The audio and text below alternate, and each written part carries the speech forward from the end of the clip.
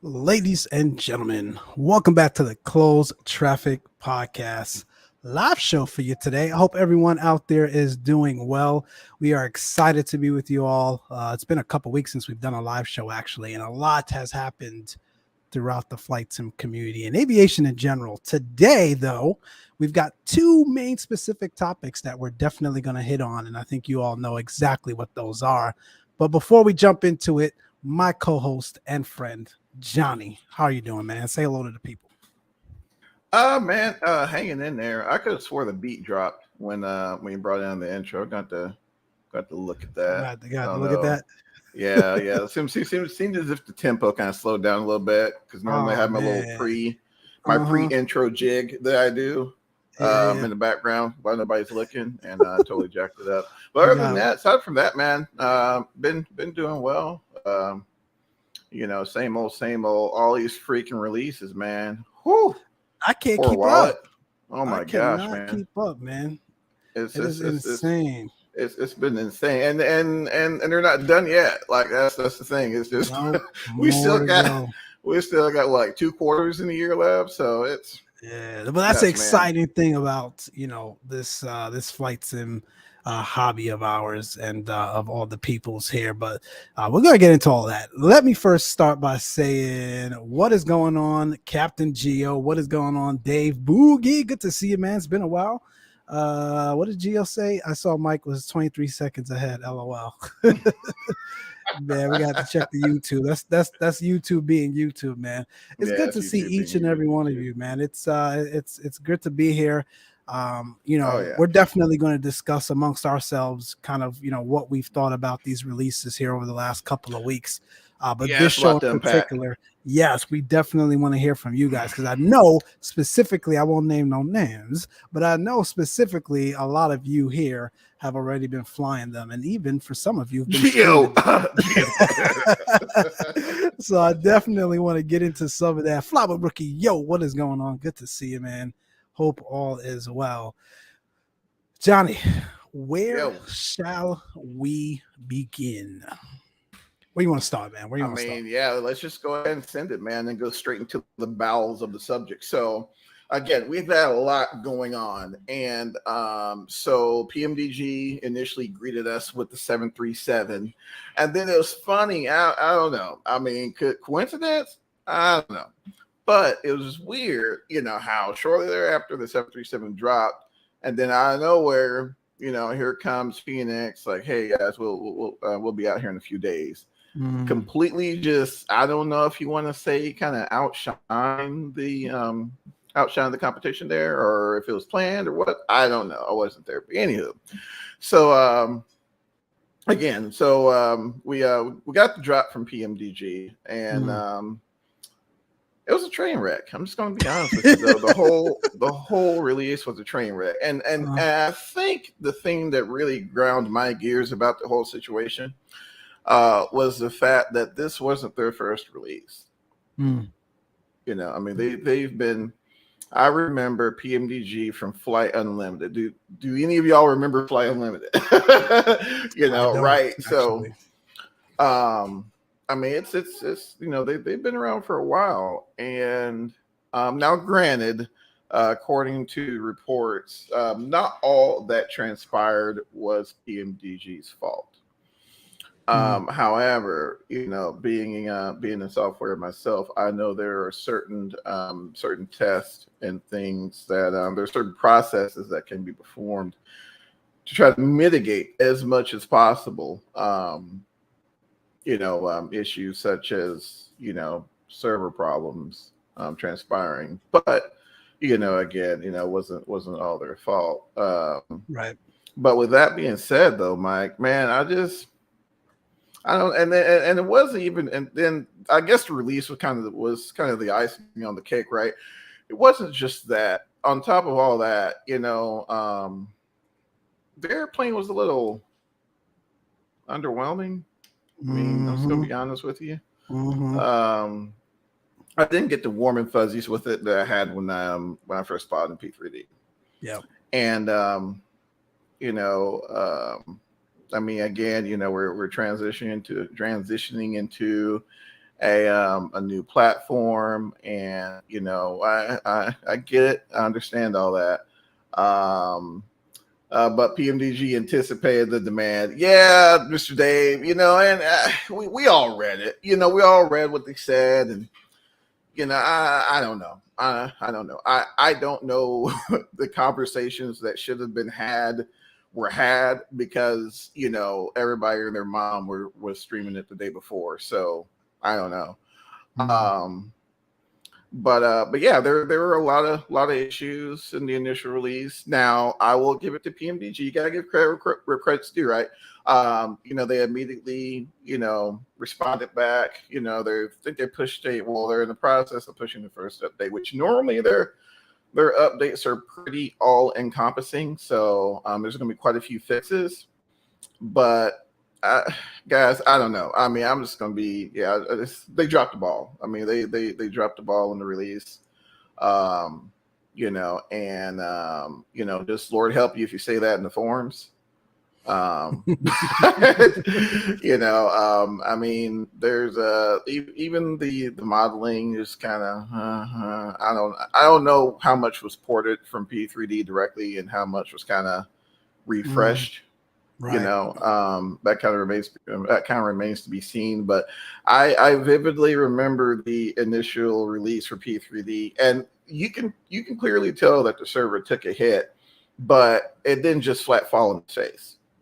I think that was the thing that really kind of struck a lot of users such as myself by surprise. It was like, man, like P3 PMDG is like, the standard, right? Mm-hmm. It's the bar that most developers measure themselves against. So to see that, and I mean, we'll fast forward 2-3 months from now, no one will even remember it. But yeah,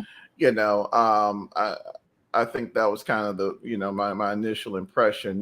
Before we even got to the airplane, some of the things that could have been improved upon. So, I mean, I got a couple other things, Mike, but I see you're over there typing, and you got your serious face on. So I'm gonna let you chime in there. I'm just, let me, first of all, for those just jumping in, I wanted to just put something up here just to, ensure, if you haven't figured it out by now, kind of exactly what we're talking about and dissecting here. And you hit on a couple of points, and I'm not going to belabor this because in our last podcast, if you guys haven't gone and taken a listen, go back, check it out. We actually did a show. What was it? The day of release, that evening, an impromptu podcast recording. Yeah. Right. Yeah. It wasn't a live show, but that's where we talked about, right, some of the initial sort of impressions on the release, because I think at that time neither of us have actually had the chance to fly the airplane yet. Right. So I think we really just covered, hey, what does it look like from the exterior, interior, some of the things that we're seeing from other folks that are actually flying it and streaming it and all that good stuff. But we primarily focused on sort of like the release debacle. And you hit the nail on the head. Like, they've been here before. They've done this before. And it was just very disappointing that it sort of ended up the way it was. Again, I'm not going to belabor it. You all can go back and take a listen to how detailed we sort of go point by point in some of the things we feel they could have done better. But we're moving forward in time now. We're here. So we're going to focus on the aircraft itself now that Johnny and I have had the time to actually fly it here over the last week or so. I think you're spot on. It's a little bit underwhelming. I certainly expected more. Is it probably the best airliner we have in FS 2020 up until the Fenix release? We'll get to that in a second. I think it was, but that wasn't really a hard thing to do either, because who were they really up against airliner-wise in this early stages of FS 2020? Mm-hmm. Aerosoft and their CRJ, which to me belongs in a whole nother category. But for PMDG and their capabilities and sort of, their history and their resources and their scalability, it was a bit underwhelming. I think a lot of folks focus on the EFB. Listen, I don't know that the EFB kind of, made it underwhelming. The lack of EFB, I should say, made it, what it was and why it's a little bit underwhelming for me. I think I could have lived without the EFB. That's fine. But they could have put in at least some sort of high level EFB. We weren't asking for all the things that Fenix has in their EFB. Again, we'll get to that in a second. But just basic things, right? Basic functionality, performance calculator, being able to manage some of the things that you manage today in the typical EFBs on the add-on aircrafts that are out there. For me, a big one, and a lot of people don't really care about it, but for me, a big one is lack of cabin announcements. Like, again, PMDG, just from an immersive standpoint, continues to, based on their capabilities, I should say, right? I'll preface that, continues to sort of drop the ball in the immersion score. Like, if you were to rank from a category standpoint, sort of, depth of simulation, exterior modeling, interior modeling, and then overall immersion, they continue to be subpar in overall immersion, even with their latest releases over the last 2 years in P3D. Like, their attempts at modernizing some of their fleet, like the 777 and the NGXU, again, like when you compare it to FS Labs and even TFDI, like immersion wise, they've got some room to grow, and they've definitely got to set it up. Does the aircraft do what it's supposed to do? Certainly. I haven't had any issues with it. It tracks a freaking localizer. It tracks an ILS. Autopilot works fine. It does do the little dolphin wobbly bounce during turbulence, clear turbulence every once in a while that a lot of the earlier sort of FS 2020 add-ons suffered with. They're 3 years into this development. You think they would have solved that, but hopefully that's to come here in their next update. Not a big deal. Lots of folks, including myself, I'll be honest, kind of complained about the lack of high fidelity cabin.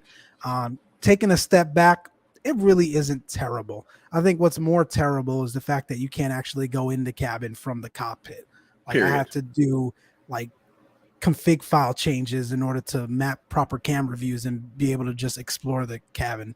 That's ridiculous to me. Like, Fenix did that out the box. Again, we'll get to Fenix in a second. So little things like that, to me, they've certainly could have done better. You also talked about the point that how much of this was ported over. I don't know, probably a good bit. There are certain angles and certain times of the simulation where if you take a look at sort of like the wing views, especially like at night, the PBR is very P3D-ish. Like, something's fishy going on there. So how much work did they actually do? Not quite sure. So some of that stuff. Am I enjoying the aircraft overall? Out of a 1 to 10, I'd probably give it a 6. And that's me being fair. And it's a 6 because I know PMDG can do so much better. It's a 6 because they've been working on this thing for 3 years. It's not like they started 6 months ago and was like, all right, we got to get something out to you guys fast, and here's what we could do. Like, no, y'all have been at this before we even knew FS 2020 was going to drop in August of 2020. Like, you guys have been at this for a while. We definitely expected more. Fenix, when did they start their project? Far further, sort of after the release of FS 2020, and they essentially released in the same time frame, and their depth of simulation and immersion is far better, and you guys have far more resources and scalability than this new Fenix team has. So it's a 6 out of 10 for me. That's sort of my overall take on it. Again, as I mentioned in our last recording, shout out to them for sure for finally delivering the 737 product. I think it's, and the pricing. And the pricing, yes, they did kind of shock me with the pricing. It's especially for us that had it in P3D. It was free, so I guess you got to take that into account as well. We got a free aircraft out of it, depending on how you want to look at it. But the pricing was certainly on par. But Fenix pricing is 49 euros, and they've got a lot more immersion. So I'll leave it there. Let me see what else folks are saying in the chat here. Gio brought up a good point. Fenix lived up to it. Depends on who you. It depends on who you. What type of simmer you are, I guess. For lack of better terms, Gio. Those of us who have had the opportunity to utilize FS Labs, and those of us who are, and it depends on what kind of simmer you are. You're a sim, you can be the type of simmer who, indulges in the experience of operating an airliner, or you can be the type of simmer who indulges in the systems aspect. You love looking at the synoptic displays and looking at the different pressure differentials, what the systems are doing in the back end. If you're that type of simmer, they're not there just yet. They're getting there, but they're not there just yet. And I say that because they're little small nuances that, unless you're looking for, they haven't gotten quite dialed in. And I think that's mostly due to a 2020 limitation. Yeah. Like for the pneumatics, for example. I mean, when air hits a pressure transducer, it's not going to be an immediate read. You're going to see a gradual change, based off an analog input, but you're not getting that. So when you put the start selector switch into start, boom, you're immediately getting pressure. That's not how that's supposed to happen. So little things like that. The oil temps, they don't tend to carry over like they're supposed to, little nuances like that. But aside from that, it's pretty solid. But again, I think that's mostly due to the limitation. But, to Mike's earlier point, as far as the experience, oh my Lord. There are a little, there are some problems with optimization. Part of it is on the user side, but I think there could be some work done on the developer side as well. But given the lack of resources that they have compared to PMDG and what they released, I mean, it can't hold a candle to it. I mean, the 737 can't hold a candle to it. I'm just gonna be honest with you. I mean, and I've had this thing 2 days and I put about 10 hours in it already. And wow. Just as a comparison, I loaded up the 7.3 before the show, and it's missing it. And it's always been that way. And it's always been, even in P3D, when you've had, when you had FS Labs, which was the Phoenix of, P3D, it just lacked that extra, effort to get to that level of immersion that we get in FS Labs. And the thing that drives me up the freaking wall is it's not like it's above their capabilities, but instead of seeing strives to push the technology to another level, we get like a 2, 3, 4 page essay on why it can't be done. So really good point, Gio. I mean, like I said, VNav. I don't know. I've been having some issues with VNav there, but for PMDG. No, for Phoenix. But oh, really? Yeah. There were some slight issues with altitude restrictions. But again, I mean, you're flying a freaking airplane, right? Pop it in vertical speed mode and do what you got to do. And I think, if I'm not mistaken, I want to say FS Labs has some issues out of the box as well. So, a lot of those things, I'm not going to be like, I want my money back. And that's exactly, I don't know if you guys have taken the opportunity. Go to Fenix's Discord. I mean, it's almost as if, if I download the airplane, get everything set up, if I'm not getting like 60 frames per second, and everything's running perfect, I want my freaking money back. No, dude, come on. That's not how the thing works. I mean, first of all, really what's happening? I haven't taken a look. Yeah, bro. Yes. Wow. Yes. It was like several. You're not playing Fortnite. Several, like 120 frames a second. Come on, guy. And then they got like an i7 4760, man. Seriously? I mean, there has to be some give and take. Now, a lot of folks who are like, oh man, the simulation is perfect. They're running like 30As or something like that. But I mean, not in this day and age with this economy, not everybody's sitting like that. So, what you have to do as a user, you have to gauge your system's capabilities and gear your system around, to a point to where there's a balance between quality and performance, and no one can do that but you.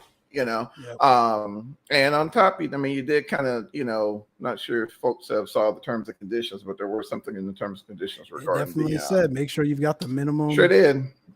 Just saying, Flight 769, what's going on? What's going on, brother? But yeah, I mean, as far as the release, they did have some issues, but I think a lot of their problems are stemming from, their diving into new territory. I mean, they're doing some things with 2020 that hasn't been done yet. So I 100% sympathize with them in terms of some of the issues that they're having. Mm. But with that being said, I think, a little less emphasis could have been placed on the marketing, and a little more emphasis could have been placed on maybe increasing the beta pool. In my opinion, I want to say, from when I was reading, they had a beta pool about 50 users. With this type of release, with the teams I've worked on, I mean, that's normally double, because you'll have a certain set of users who act as a control. And then, certain users, you test different patches out, but, that's version control, blah, blah, blah, meetings and all that. I don't know where they're sitting at that level of organization. So, but yeah, it's, I mean, from an experience standpoint, it's phenomenal. I mean, even in that state now, I would give it solid, a solid 8 out of 10. I mean, that's just, I'm not even an Airbus guy. But then again, a lot of folks are like, well, do you recommend it? I don't know. It's your money. I mean, what do you, what type of simmer are you? Are you a simmer that enjoys the experiences operating an airliner?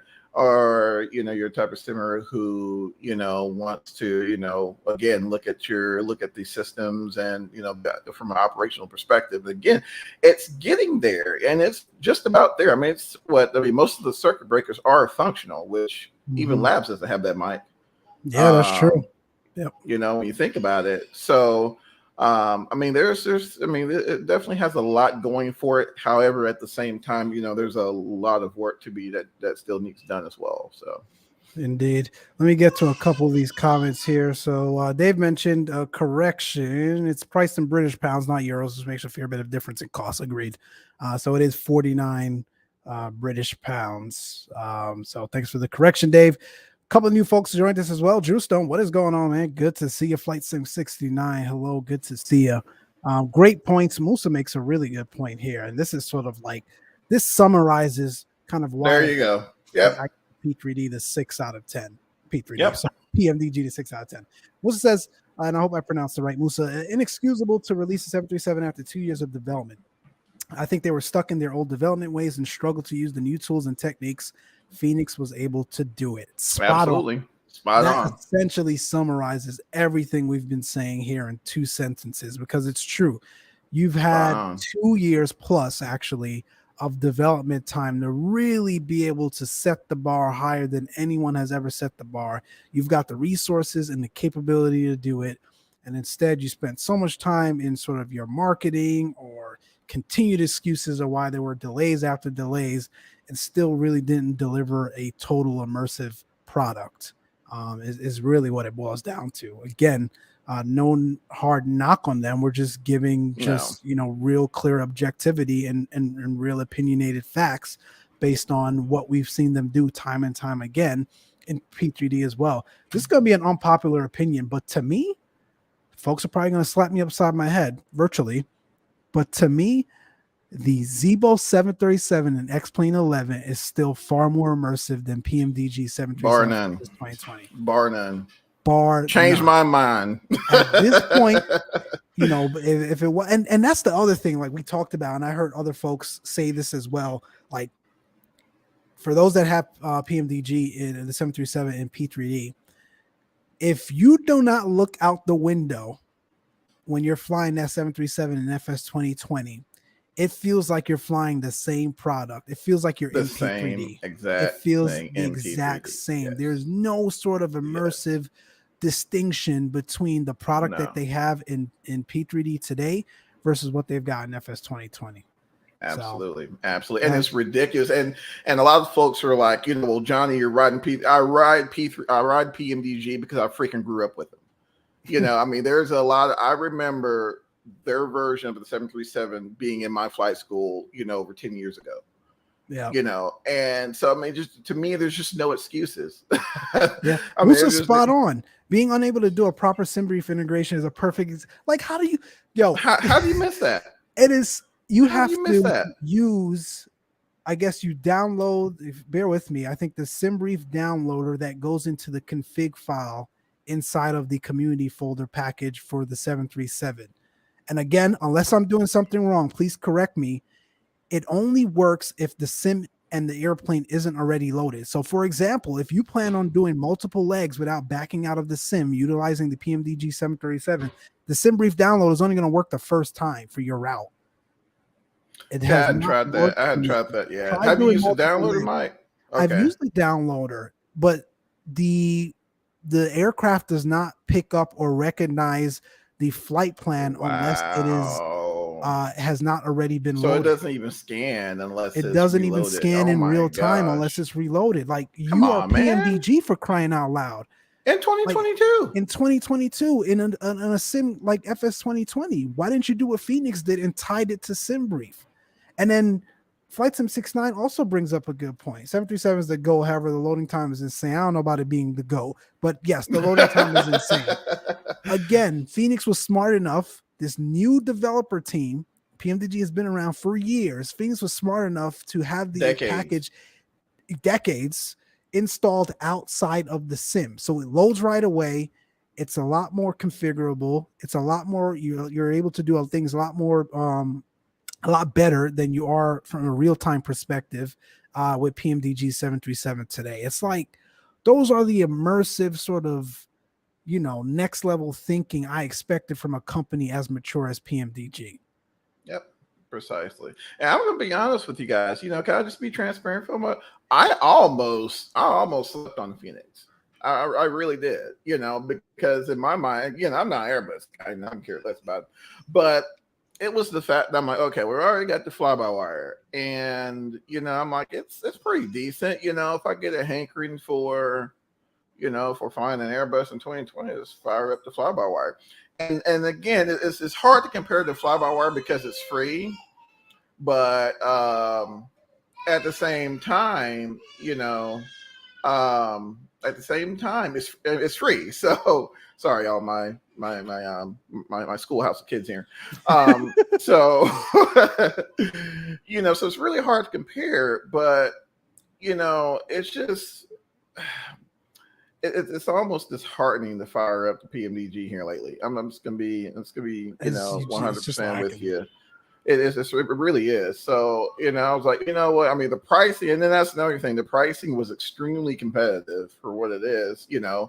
I think labs. I think we're in at over $200 for labs. For all the packages. Yeah, for everything. Well over 200 because the 320 bases was like 140 US or 134 US, and then you had another $40 for the 321.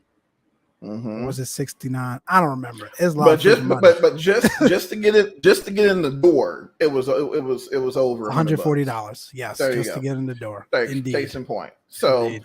And tried it out. And again, you can't just fire up and think, you're just going to immediately get, the performance. You got to see how the aircraft interfaces with your hardware and tune accordingly. And, it's a fairly enjoyable experience. I mean, I got an old 6700K and I'm getting, 30 frames a second, it's pretty decent.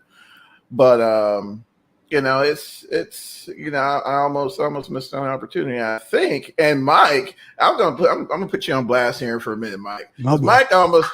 Mike almost slept on as well. And in fact, the Phoenix, yes, I was. He was going to pass up on it, and he's an Airbus guy. I was like, all right, cool. I get it. But I mean, there's just been a lot of interest, in the product. Then 67 outdated means going to upgrade soon. Oh man, yeah, and that's on me. So yeah, probably later this year I'll be looking at upgrading. I mean, it's that time, right? But I mean, it functions well on my machine. But you don't see me going into Discord and demanding a refund because my sim runs like crap because I'm on close to 10-year-old technology either. So. I mean, it's just one of those things. The Mad Dog was was the biggest disappointment for me. Again, legacy developers. Yeah, because I'm a huge Mad Dog fan, so I'm glad you brought that up. Actually, I think there are a lot of things that could have been done better with it as well. And I think going back to your earlier point, I think a lot of developers are having a little difficulty utilizing the newer technologies that's available in 2020 because again we're most of us are aware of the limitations in 2020 right now due to solo locking them out or whatnot, but there's also a lot more tools in the toolbox to be leveraged on as well, and perhaps that takes time, so Yeah. but yeah, So 6ix9ine brought up a point. He said Mike. Yeah, is he's still tripping. on. Man, he's still on me about that He's- 6,700K. That's what that is. Johnny will upgrade at some point. Don't pay At some Johnny point. mind. At some point. He being cheap. Yeah, man. PMDG 73 said 6ix9ine is not about the pricing. No, I got it for free. Okay, so it has nothing to do with the pricing. I got PMDG 737 for free because I had the NGXU version. It has nothing to do with pricing. It's just a fact. You've got no cabin announcement. You've got no EFB. The sounds are not as dialed in or as immersive as what's on the Zebo today. The Zebo, you actually feel like you're flying an aircraft. It's a lot more responsive, a lot more intuitive. It feels a lot more like you're flying. You know what I mean? So it has nothing. It has nothing to do with pricing at all. It's just a fact. Zebo is a lot more immersive today from a 737 product standpoint than PMDG's is. Change my mind. Hashtag. Change my mind. I'm lucky I care for it. Dave. But leave it Welcome. Let me see. Greg Hill in the house. Good to see What's going on, Greg? How's it going? Welcome. Thank you. Are you saying thank you because you agree the Zebo's a lot more immersive right now? It is, man. But I tell you what, Mike, because you hadn't fired up the Fenix yet. No, I have. Get the airplane. Get the airplane settled. Jump back in the cabin. Just listen, man, because you got the butt kicker, right? Yeah. Yeah, jump in the cabin, man. Just kind of let it marinate for a minute. So I downloaded this morning. So again, like Johnny said, I was gonna pass on it, but I'm like, all right, listen, if you're gonna sit here and come out and give objective opinions about products, you got to actually get the thing and actually fly it yourself. So I did download it this morning. All I did was set up the camera views. I heard it. The sounds are amazing already. I took a walk in the back of the cabin. As you walk through the cabin, you actually hear the distinction between sort of the engine noise and the pneumatic system as you walk through the aircraft, from front to back and back to front. Really phenomenal. And I didn't even fire up the aircraft really for an actual flight yet. So right away they're winning. But yes, I'm going to actually do a flight after this show this evening and actually see exactly what it's about. But I've heard nothing but good news so far. Performance wise, for me, I'm running an 8700K with a 1080 Ti. Again, not the greatest thing out there these days, but should handle it well. I think I loaded up at John Wayne. So certainly noticeable FPS differences between the two products, between PMDG. But again, we're looking at a freaking 8K cabin. Like the cabin looks so real. Amazing. It was insane. Amazing. It was insane. So Mo Charlie, welcome. Good to see you. The problem that with PMDG, even though it's a new simulator, it does not innovate. There you go. Spot on. Yep. They lack innovation. It's almost as if they're complacent because they've been around so long and they know their stuff is high quality from a depth of simulation standpoint, hands down for sure. But it's like FS Labs came on the scene and was like, guess what? We can give you quality in-depth simulation while also contributing to an immersive sort of total experience from a flight sim product standpoint. So PMDG, we're still waiting, man. And then Johnny, you mentioned something about the price point to get in entry level for FS Labs for P3D was 140. PMDG stuff in P3D isn't cheap either. No, if I'm not mistaken, that's 747 base was $200. Like $200. Yep. $200. Tag and title, $200. Yeah. And they barely had windshield rain effects working on that thing. Sure It's did. still not as immersive as it could have been for freaking $200. So it's not just that. Greg says yes. So see, he agrees as well. This, as it stands right now, the Zeebo is certainly much more immersive. Musa says, I'm not on PMDG, but having flown Zeebo, I've chosen PMDG because of the sim scenery, VR, etc. Of course, systems wise, Zeebo's ahead, but we fly to have fun, enjoy the site. Hopefully, explain 12. Yeah, you're right. Again, if in some world out there you were able to have both products in the same sim, it'd be easy to compare. It's hard to compare products across different simulator platforms, but I'm just sort of nitpicking certain aspects of each of the products. And I think if you were to have them both in the same sim, Zeebo would win at this point in time. Flight Sim 69 says rip to Flyby. I don't think so, brother. I'm gonna tell you why, man. Because it's free, right? Yeah. Because it's free. And if I'm new to the flight sim hobby, and I want to find out if this thing is right for me before I dive into it, Fly-by-Wire is the perfect solution for that. And I mean it provides a better experience than the PMDG. So I mean I don't think Fly-by-Wire is good, because to be honest with you, Fly-by-Wire, I don't know how the licensing goes and all that, whatever. But I mean, they could charge folks a few dollars, and I mean, it would be well deserved, So yeah, I don't think they're going anywhere.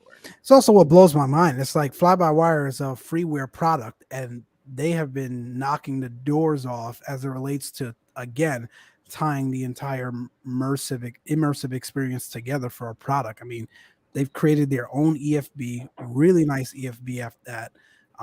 They've created quality sort of sounds. The Fly-by-Wire, again, hard to compare two different aircrafts here, right? We're talking about a 737 and an A320, but to me, like if you were able to really objectively compare the sounds in the Fly-by-Wire A320 and the PMDG 737, the sounds are a lot more in depth and crisp and fine-tuned in Fly-by-Wire's free product. So yep. PMDG has some work to do. Dave says I paid $180 for the Queen from PMDG in P3. Was it 180? I swear it was like it may have been like that. It felt like 200 because it's 180, bro. So it's like the taxes was probably close to 200. And Dave, did you buy it recently? Because when it first came, maybe they have a discount or something when you bought it. It was definitely 200 when it first came out, but I could be wrong. Musa brings up a good point as well. PMDG will be forced to innovate because of the upstarts. They're not going to have a choice. I mean, there are a lot of new devs coming in on the scene now with fresh new ideas, and if they don't come correct, they might as well not even come at all. So, and folks are calling them out on it now. I mean, now, like I said, don't go in their forums and do that. I mean, can we talk about that for a little bit, though? Let's talk about that for a bit, bro. I don't really. I've found myself over the years, sort of, not really messing with the forums and some of these flight sim groups too much, because honestly, man, and it's not. I'm not picking on flight sim. Like there's other groups. Like I'm in the Tesla group, and it's the same thing in there. Like there's nothing but fanboys, fangirls, fan whatever you want to call it. Like even if there is something clearly wrong with the car, or in this case the add-on, there are folks that are just going to be fans till the death, and they don't want to talk anything bad about the product because they just are that way. But I think that's kind of ridiculous. Like you should be able to give your opinion without feeling like someone is going to jump down your throat virtually. We call them keyboard warriors these days, because of sort of this beloved, this following that you have for a developer and their products, even when things aren't up to snuff. You guys know this clearly, right? FS Labs for me is my opinion, the greatest add-on for flight sim, and has been the greatest add-on in flight sim history. All of their products, I love them. I will defend them to the end, but I call them out when there are things that don't make sense. Like you guys have heard me time and time again. Like their sort of release cycles are really far behind as it relates to. Listen, when they drop, man. They're on point. Oh yeah. They're innovative. They're always, pushing the bar higher and higher. But we waited 3 years for them to add sharklets and an EFB. Now, when they added it, it was phenomenal. Don't get me wrong, but 3 years. So, like, I give sort of really good objective opinions as it relates to some of these products out here. Again, I'm not in these forums, but Johnny, you've been telling me all week you've been in some of these, man, and there are folks like really jumping down people's Oh throats for man, calling it's PMDG out ridiculous. in certain aspects of the product that It's they just ridiculous. released. Like, It's why? ridiculous.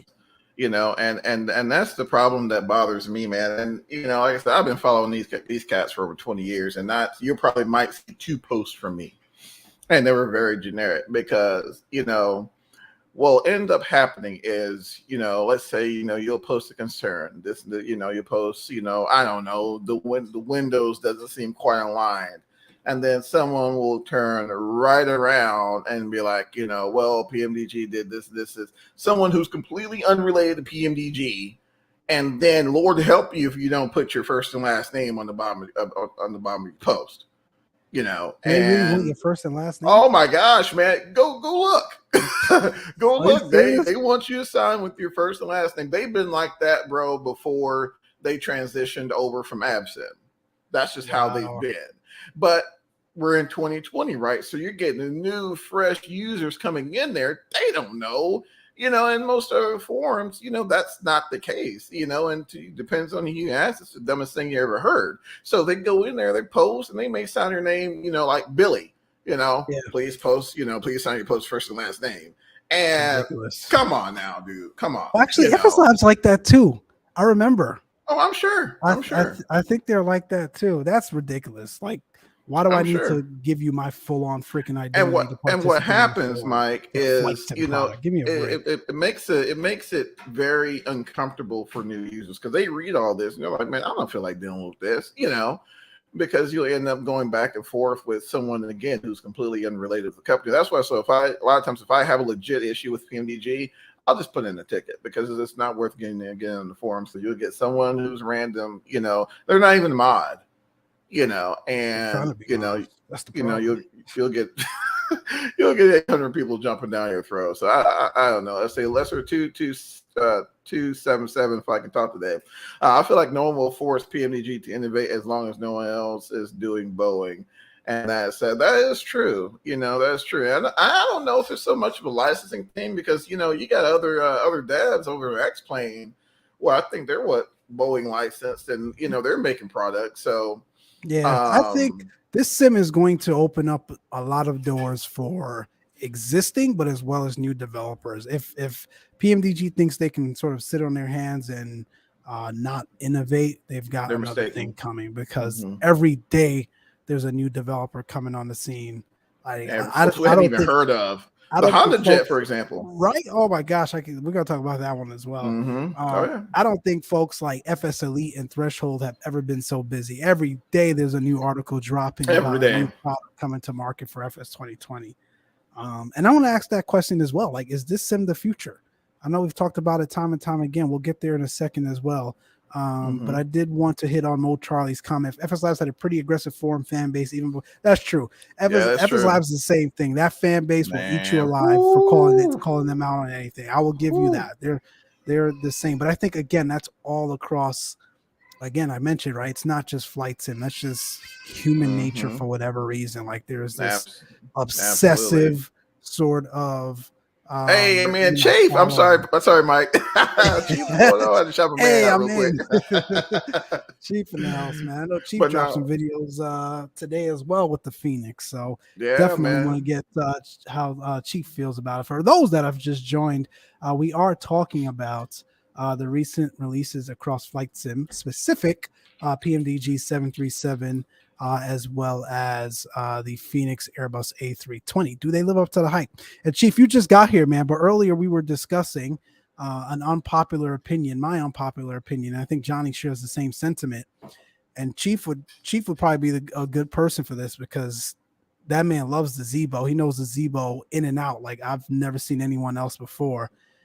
My opinion is right now, as it stands, the Zebo 737 product and X-Plane 11 is more immersive and a more immersive experience, full-on flight experience than the PMDG 737 product in FS 2020 today. Now, again, hard to compare two different products across two different flight sim groups. But when you're talking about 737 is a 7, you're right. You're right. A 737 is a 737. But like sounds, EFB, and again, FS 2020 and X-Plane 11 have really different flight dynamics, so it's kind of not fair to compare sort of the actual feeling of the aircraft. But just if we focused on sort of the entire package from immersive experience standpoint and really simulating, the flight line out there today, I feel like Zebo beats it right now, and that's a freeware product. So, Chief says, I agree. The FMC has the FMC has some features with ground handling, but I agree. If PMDG never had an EFB, it'll be better feel for sure. Yeah, man. It's just, and again, we're not talking about an EFB to the level that Fenix put in their aircraft or FS Labs have in their aircraft. Just a high level for now, basic EFB. Like, everyone out there on the line has an EFB these days. Oh yeah, everyone. So we're simulating the airline experience.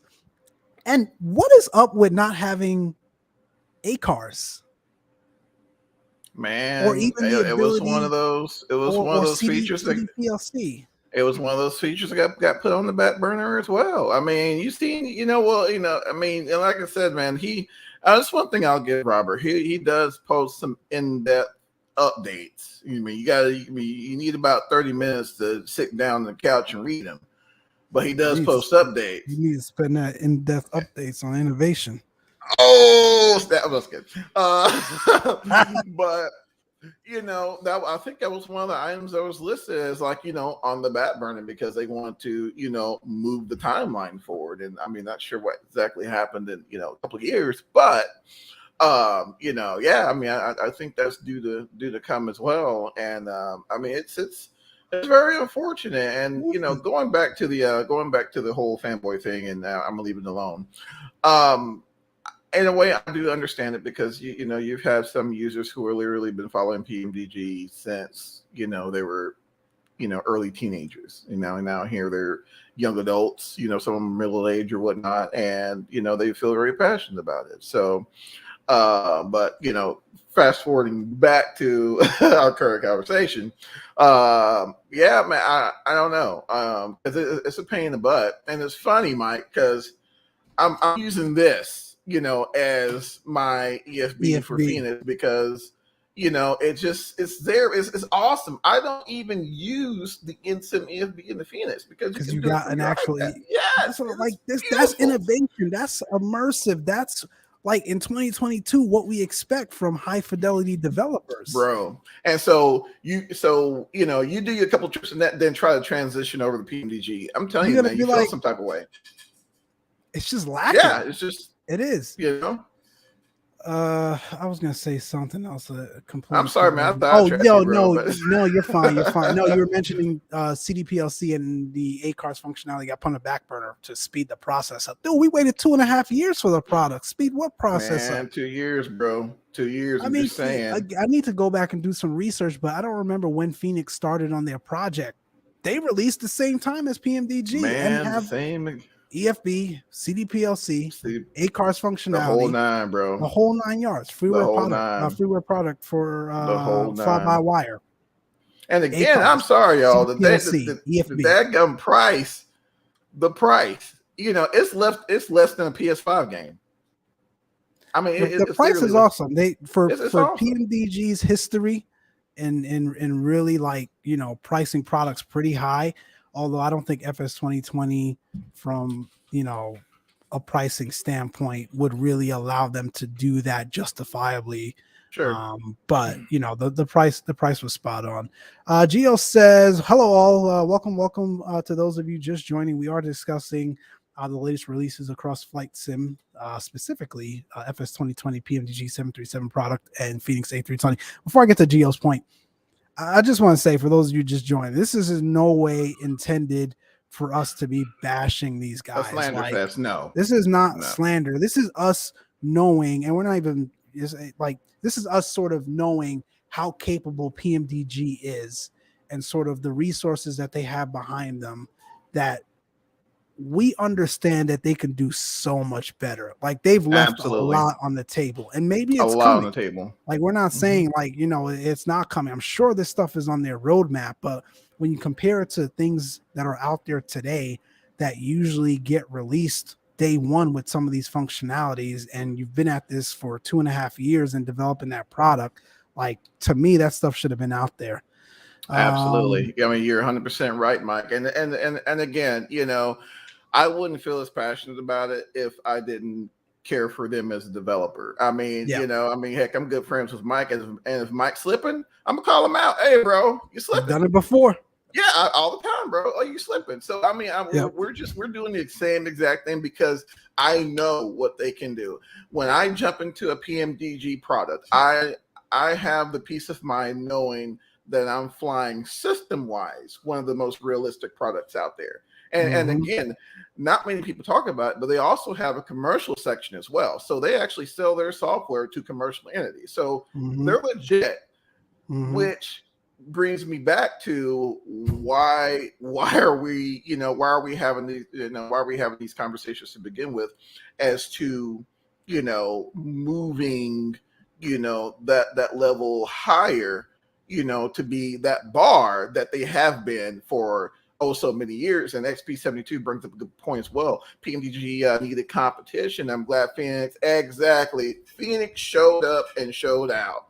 Yep. And I mean, if I was in PMDG shoes, hey guys, maybe there's something else we can do here. Maybe there's, another feature we can add, or, or something. And it's just good for us. It's good. It's great for us. It's now is an awesome time to be a simmer right now. I've said this till the cows came home. It's an awesome time to be a simmer right now. And I'm going to tell you why. For years, P3D, X-Plane, and FXX were kind of like the gold standard for years. When Microsoft, bailed on us before, it was just stagnant. There was nothing going on, and now it's what? Every day, Mike. You got you got FS Elite or their Threshold. They're coming up with brand new. Got new developers coming into the game, and the prices are right. Nobody's dropping $100 for a Citation Mustang anymore. I say I'm just exaggerating, of course, but right. I think the Honda Jet's like $24. You got sceneries for days. I pull up Sim Market, man. There's sceneries I hadn't even. I'm like, you got Jacksonville. You got, places like I would love to visit, but they really didn't have any scenery now. Boom, scenery development is exploding. So it's just an awesome time to be a simmer. So, we're not coming down here to be a slander fest. I mean, I could do that on the phone with Mike. But we're just really passionate about these two developers, and we wanted to get your guys get the community's input as well, while we try to digest what's been going on for the past couple of weeks. Indeed. Let me get to Gio, because I wanted to talk about this. Real question is, how many of y'all still have X-Plane installed? I know X-Plane 11 on timeout. Like, that sort of brings sort of this in entire discussion that we could probably have a full show on, is like, all right, does this now mean FS 2020 is the future? Does the release of sort of a high fidelity 737 and a high fidelity A320 mean I can now start to migrate and even to some point, uninstall X-Plane 11 or even P3D? Johnny, you and I talked about this over the last week or so. I think it's getting close. It's getting close. Hard drive space isn't cheap. Right. especially Sure when you ain't. got a ton of ortho and X-Plane 11. It's like, Sure ain't. I've got 3 sims installed in some cases. I think you've got 4 if you count DCS. DCS. So I think we're getting to that point where it's time to really start consolidating, man. Like, and really start thinking about, hey, do I want to continue buying products for, P3D and X-Plane 11 with sort of FS 2020 and the developers in FS 2020 on the rise? I don't know what you guys think. Let me know, but I'll say this. I'm Let me feeling put that my way. little 2 cents. Let me put my little Mhm. 2 cents in real quick, Mike. So, like you said, I'm running 4 sims. Okay. Mm. I wouldn't count X-Plane out just yet. And I'm gonna tell you why. There's a lot of really good developers. That's just their bread and butter, and they have no intentions on transitioning over to 2020. Now, with that being said, I do hope X-Plane 12 introduces some, utilizes some newer technologies to get it a little bit on Closer. par, Yeah. closer with 2020. Just for the overall experience, because I think we had a hot start on not too terribly long ago, and they pretty said this, they have no intentions of going over 2020. Yeah. So, and they're not sleeping over there either, man. I think they're getting ready to drop another update with the 650. There's the Assault Falcon. There's a lot going on in the X-Plane, so I wouldn't count them out just yet. However, as far as with me and P3D, we might be parting ways pretty soon, Mike. I'm gonna be honest with you, man. Dude, it's hard with FS Labs, man. Man, Like, well, yeah, that 321 is my baby. You know that, that's bro. true. That's true. Phoenix messing around and drop a 21, bro. Phoenix mess P3D's around on, and drop a 321. P3D is installed same day. Same day. Same day. Same day. Mo Charlie says we don't want to go back to the days when there was only one flight simulator. The absence of Microsoft for a few years did a lot of good. Yeah, a lot of good for the flight sim industry. Indeed, it really forced folks to want that step up competition and innovate. Same thing XP says, right? I don't want devs to give up all Boeings to PMDG. They need competition on 737 and 777. Yeah, like why we not? need a 757. Oh my! I don't want to hear it, Mike. I don't want to hear it because I know you have this thing about old air. Man, you know how I feel about that 75. Airlines are sending the snot out of that 757. Because it's such a good platform. And yet, you may get me on the Mad Dog, Mike, but I'll go toe to toe with you on the 757. 757 is a solid bird. I'm just saying. Now, hey, it's solid for the mission. Like you were telling me when we had this discussion, man, that thing can, it carries a load and it could get you in places that some of these other, these bigger narrow body aircrafts can't. Don't get me wrong. It fits the mission, but like in terms of simulating it, man, I don't want to hear about 757 for the win, guys. I'll type up the obituary for the P3D for you. Boom, Greg, my man. Look at it. 757 is the most underrated bird in commercial aviation. Changed my mind. No, Greg, you're right. It is like again, it does not get the love it deserves in terms of like what it can really do. Again, it fits the missions and many missions, but in terms of like simulating it in the sim, I don't know. Let's agree to disagree, Matt. Let's agree to disagree, man. I think we might have to take this conversation in the background. I'm just saying.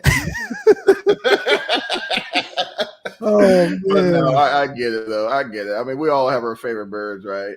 We gotta. We miss anything in the chat? Yeah, Rookie said we got to get Charlie back on the podcast. Hey, listen, man, Charlie has an open invitation anytime he wants. Yeah, I don't know why Charlie ain't on now. I'm just saying. Charlie should be on now, man. Right now.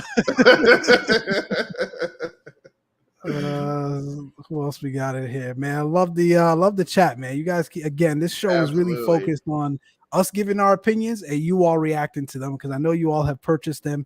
You guys have been streaming them.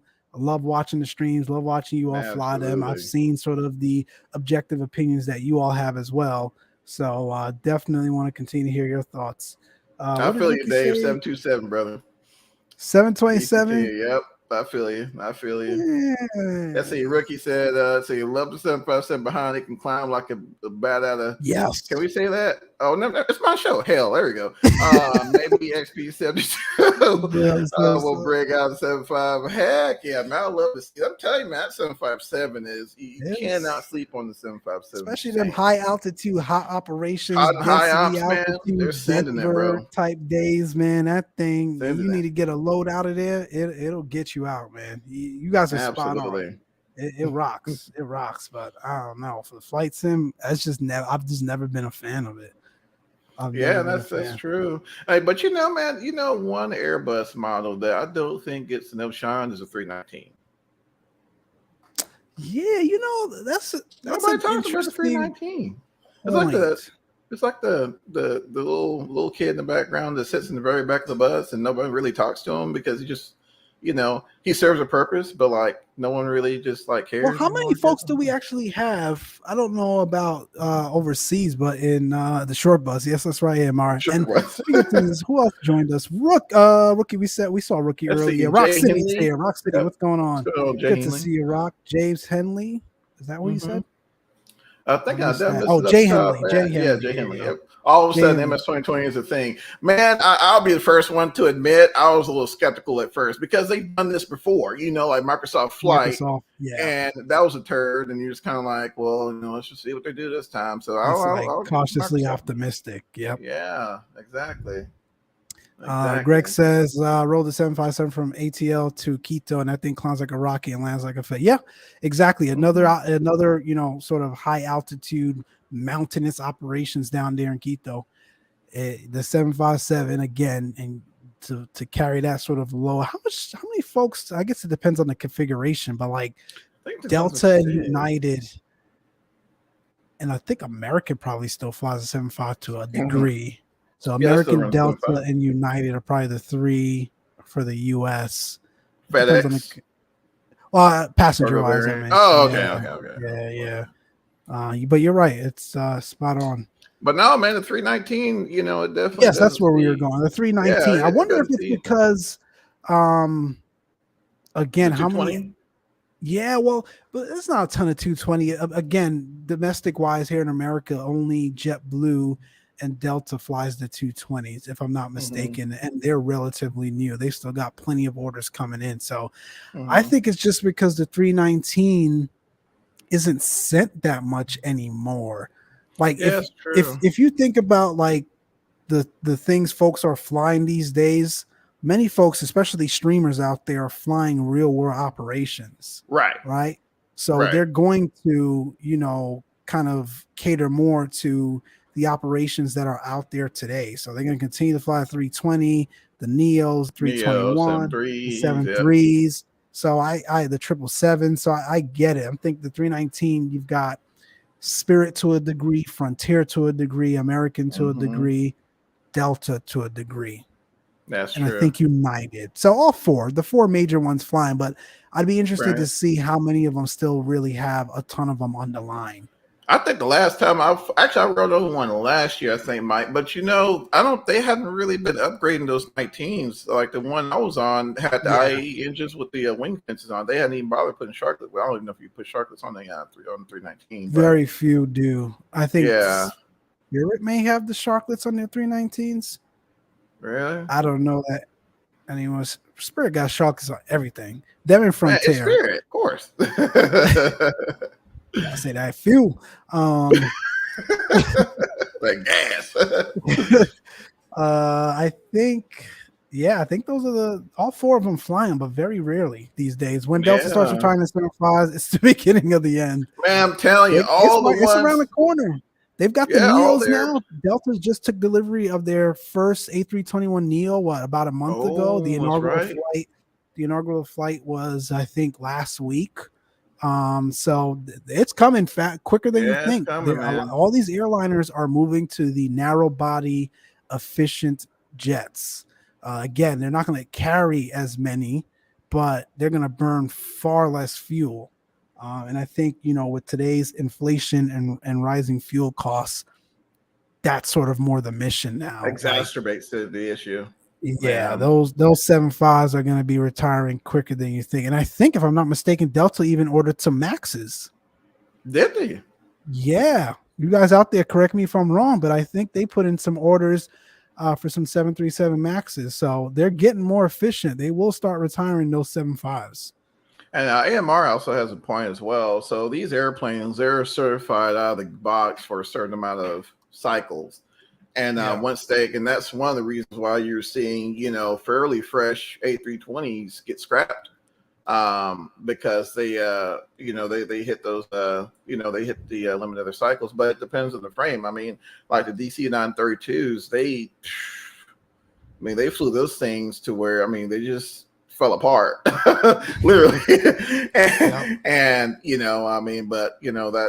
That fuselage was capable of, holding up to a lot more cycles. But I'm thinking the composites are a little different. A lot of the aircraft that comprise, quite a bit of composites, they're slightly different. So.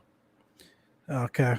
Rookie says it's the Max 10. Okay, gotcha. And Greg says still in negotiations for the Max 10. Okay, I know I read something about that. So they're in negotiations. At this point, Boeing is in the hole so much for those Maxes. I was reading an article the other day. They also lost a lot of money on, I guess, the Air Force One contract or whatever was going on there. So Boeing is in some trouble. They've really had to, again, because of the unfortunate crashes and the sort of sitting down of the Max for 2 years almost. They are, if I'm not mistaken, pricing these at a huge discounts to some of these airliners just to be able to regain some of that trust. So we'll see what happens out of that. They're looking to order 100 of them. Yikes! What? Wow! Man, it could be to that discount, for the discount that you're mentioning, Mike. Yeah, might as well. Airbus certainly isn't giving them that kind of discount to Neo, so I don't blame them. 757 should be around to 2035. Boeing delivered final 757 in 05. 05. Yeah, it's about that time. Yep, they're getting there. About that time. Let's see here. Man, Mike, Honda Jet. Yeah, man. Honda Jet, bro. I saw that. Another one that sort of came out of left field. When's the 31st? What is that? Tuesday? Monday? Is it Tuesday? That Memorial Day? Tuesday? Is it Memorial? Oh, man. No, the day holidays, after Memorial bro. Day. We got so many freaking holidays. Man, I need them. Trust. Bro. Tuesday's the 31st. So the day after Memorial is when it drops. I'm looking forward to it. Again, we've seen a lot of these airliners being released. I think, and we've said this time and time again, the beauty of FS 2020 is really the ability to sort of stretch the overall sort of mission, if you will, as it relates to the simulation of aircrafts that you do in flights. And P3D, it's hard to do GA or even BizJet. It's just not conducive to that sim. X-Plane 11's a little better for sure, but FS 2020 is really where GA and BizJet shines. So I'm certainly going to pick up the Honda Jet and really do a thorough sort of review of it, because again, I love the Honda Jet. I sort of love that class of the light BizJet or light sport jet aircraft. So I'm looking forward to that one. And again, going back to your point of really being able to the VisionJet, yes, that one. You all know I'm a big Cirrus fan. Yeah, Johnny rolls his eyes whenever I mention Cirrus, but because nobody's talking about the Milvest. I try to get him on the Milvest. That's the man won't touch it. Touch it. I'll look at the 414, but because the 414 fits the mission. Like, why do I need both the 414 and the 310? Man, it's the same almost sort of mission. Almost. That 414 likes to go up high, man. That's the only difference. That 414. You don't want to take no 310 from Mississippi to Texas. Like, you don't want to do that. Gotcha. I would. All right. To me, I put them in almost the same category. I want a Cirrus VisionJet. 414 for the win. That's what I'm talking about, Mr. Dave. It's nice. I got to get back in there, man. I'm just so behind on flying all of these aircrafts. Like, these things are releasing rapid fire. You can send them. When can we see a duo with Stalker in the right seat flying with you in real life? Like, tell Stalker to get out here to Southern California, man. Man, I ain't going to California, man. I'm telling you straight up. Straight up, bro. Love you, man. But I ain't going to California. Just saying. And it's funny because Just I just visited him in Dallas in February. Yeah. He can't return the favor, man. Look at you. Man. Yeah, I'm gonna fly over there, bro. For you, man. For you, Mike. I'll fly over there, bro. Yeah, one day, man. One day we're gonna simulate some real life operation. I will say, I'll let the cat out the bag. I won't tell you who, but I will be flying with someone in real life next week. They'll be in town, and we're definitely gonna be recording that. So look out for that one. Look out for that one. That one's gonna be fun. But yeah, we gotta get Johnny out to SoCal, man. He loves his Texas. There, man. Yeah, fly over there, man. See what's going on. I spit my water out on his response. I really love DFW food there earlier. Yeah, it's nice. But yeah, no, I mean, it's, I kid around. City, man. I kid around, but California is gorgeous, man. I ain't been over there in ages. But yeah, I need to holler old Mike there, man, raid his fridge and see what's going on in there or something. Rookie says, dang, I'm here living down the street and I haven't landed in the right seat yet. Rookie, man. Hey, Mike, it's not for lack of trying. Rookie gotta tell you guys the full story. It's not for lack of trying, man. We've tried to get out a few times, man. It's just the schedules. Like, that's just what's crazy about life, man. You could just be down the street for someone and the schedules don't sync. The schedules don't sync, man. But we'll get Rookie in the right seat soon. Again, someone else will be out here Memorial weekend. We got a flight we're going to do as well. We're going to record it. So that should be fun as well. Looking forward to that one. Johnny, you should jump in Rookie's full walk in. Yeah, man, I've seen some videos, man. Rookie's been sending it that 7.3. It's like, my goodness. Dude, that thing is coming together so nicely, man. So nicely. I can't wait for you all to see that thing in prime time. It's pretty much there. Sorry to bring up such a hot topic. Oh man, flight in California cheap. Airport fees are insane out here. Nowhere nowadays. Gas prices it's like $5 for 87 here now. Yeah, it's insane everywhere. I mean, where I go, like I think the landing fees really only apply at some of these places. Like Santa Monica is a pain in the neck because they hit you with a landing fee as well as a transient tie down fee. That's why they're closing that damn airport in like 4 years. It's ridiculous. It's a class Delta, and it's like you got all those fees. Camarillo, that's my favorite by far. That's actually where I'm going next week. I know you guys are probably sick of seeing Camarillo on the channel, but I just love that place, and I love the airport diner there. But no landing fees, no tie down fees. It's freaking awesome. But yeah, you're right. Like nice diner there or something like that, Mike. Camarillo. Yeah. Waypoint Cafe is where it's at, man. People come from all over the country, GA-wise, to come and fly in Camarillo and hit Waypoint Cafe. It's just an awesome. The food's great, number one, and the ambiance is just great. Like you guys have seen it if you watched the videos on the channel. Like you park up, airports, like the transient ramp is right next to the cafe. You're able to see planes coming and going, landing. Like I said, great ambience, great food. It's my favorite place to go, hands down in SoCal. French Valley is cool too, but certainly Camarillo. Dave says, there we go. French Valley and Gibbs for the win. Gibbs is nice. Man. French Valley is nice. I love going into Gibbs. That's cool too. But yeah, overall, it's been. Man, I gotta get you over there to Sedona, Mike. Dude, Sedona's a hike, man. That's on my list to try to do this summer. And then when you consider and factor in like the density, altitude, and it's gonna be the middle of summer. No, never mind. Yeah, scratch that. Now you mess around there sliding to 182 now. Yeah. 182. Yeah, I gotta go get. Hey, I've done because you're in the SP, right? I'm in the SP. Yeah. Yeah. I've done Sedona in the SP. Yeah, it's not bad, especially it's not like I'd be flying at max load. It'll probably just be me and the wife or me and someone else. Yeah. My home base is New Orleans. I hear you, man. It used to be about an hour and a half. I used to be an hour and a half northeast of you, Hattiesburg. Yeah. I see you. I see you. So Sedona gets gusty too, though, man. That's the other thing. Yeah, it does. I've never been It's in spicy. there. It's Yeah, I spicy. heard it gets spicy. I think But even more so than you did Catalina though, didn't you? Yeah, I've done Catalina twice. Yeah, so man, is it similar to you think? Yeah, it'd be all right, man. Okay. I mean, you get that updraft. Depends on what the winds are doing, but like round, but just short of the threshold, you get that little updraft. As long as you're prepared for that, it's kind of like the airplane settle. Yeah, keep some power in, like the airplane settle, man. Fine. But that cafe, I heard it's on point. I heard it. Man, I heard it's on point. Solid.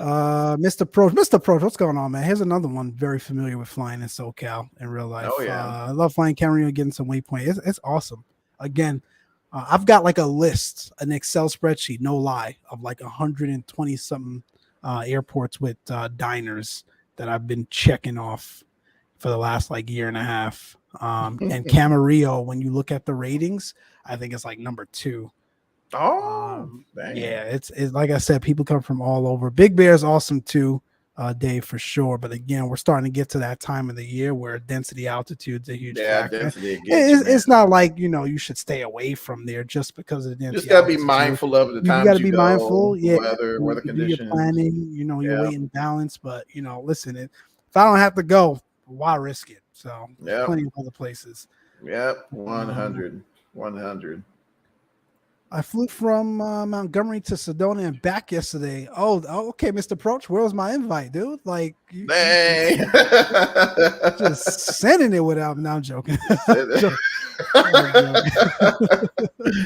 gust was nasty. Yeah, man. Again, we're at that time of the year, man. Hot, gusty weather in some of those high altitude locations. That's some fun flying. Oh my gosh, it's some of the best flying I ever had up there. Sedona? Goodness.